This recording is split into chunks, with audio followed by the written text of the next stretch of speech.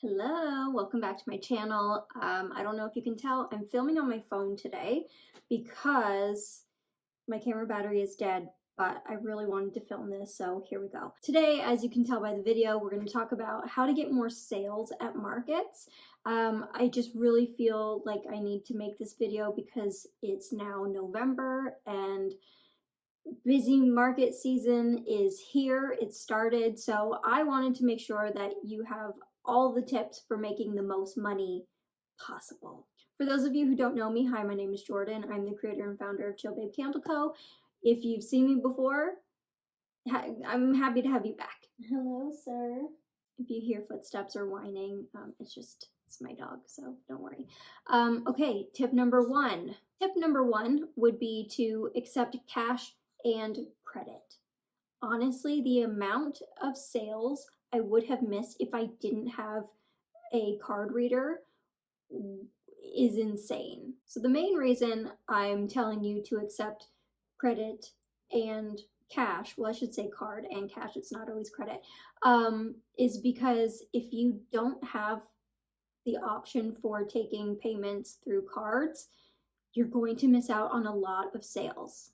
I find that a lot of times people will bring cash to a market thinking this is all I'm going to buy, anything within this budget that I've set for myself.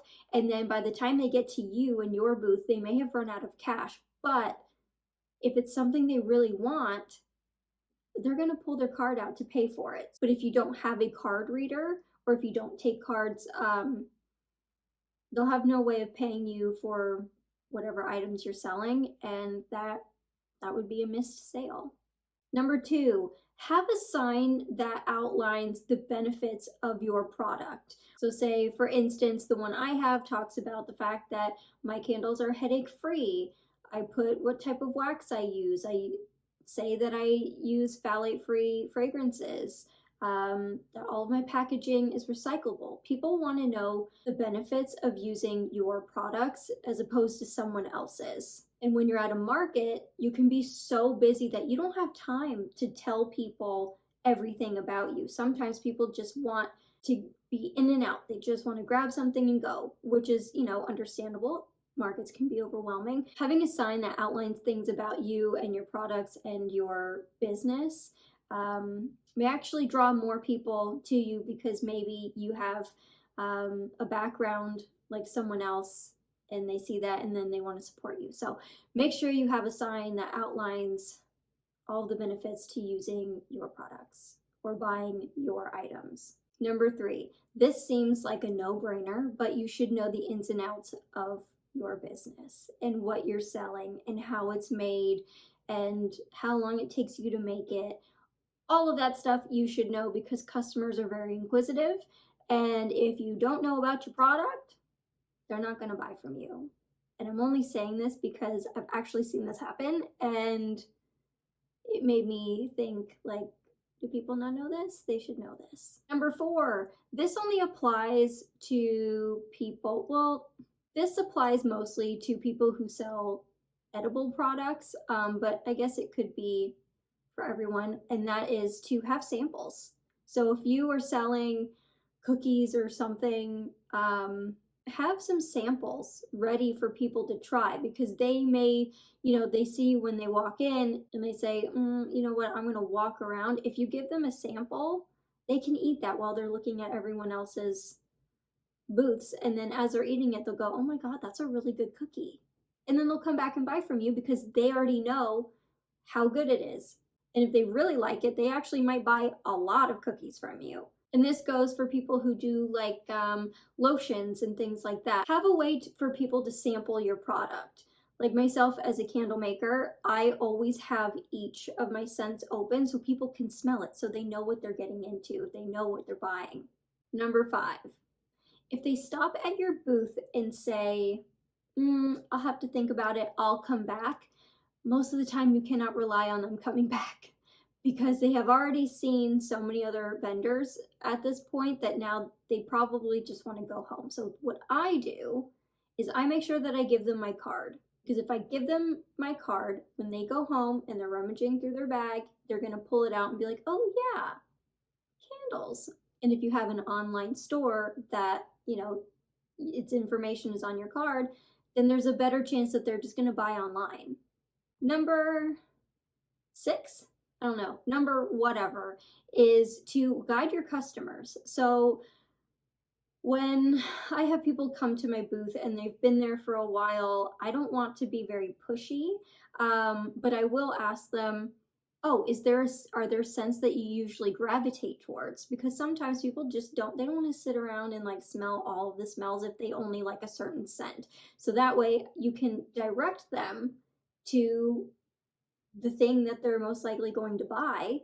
And not only have you helped them, but you help them find something that they love. The next point kind of goes with this one is like, don't be too salesy. Like, don't be pushy. You gotta let people breathe. You gotta let them take a look at everything. My favorite thing to say is, if you have any questions, let me know. And then after a while, if they're still there, then I come out with the, what scents do you usually gravitate towards? Or I tell them about my candles and how they're made with coconut soy wax and phthalate-free fragrances, so they're not headache inducing, and that kind of gets people warmed up to you. A lot of people, and once they've warmed up to you, there's a better chance of them buying from you because now they trust you. The next point is just be genuine.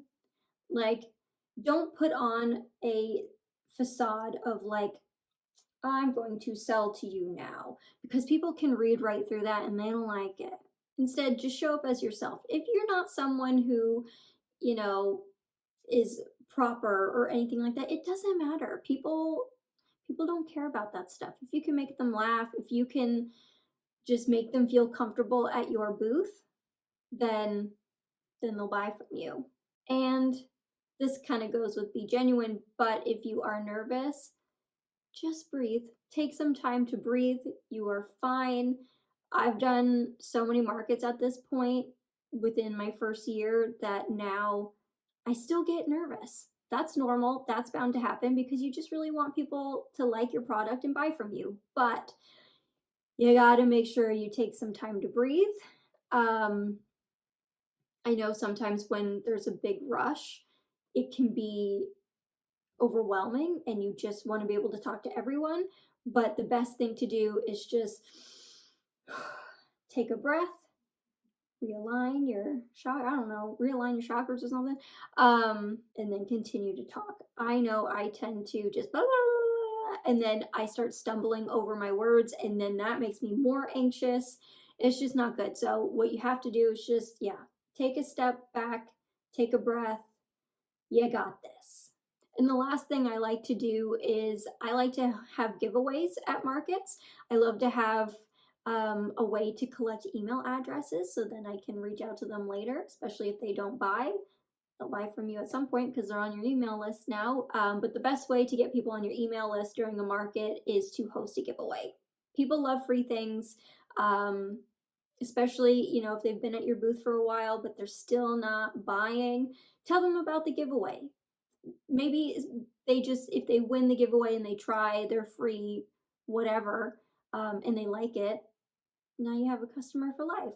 So yeah, that's it. Those are the tips I have for you. I hope they, made you feel a little more comfortable or ready to do some markets, especially if you've never done markets before.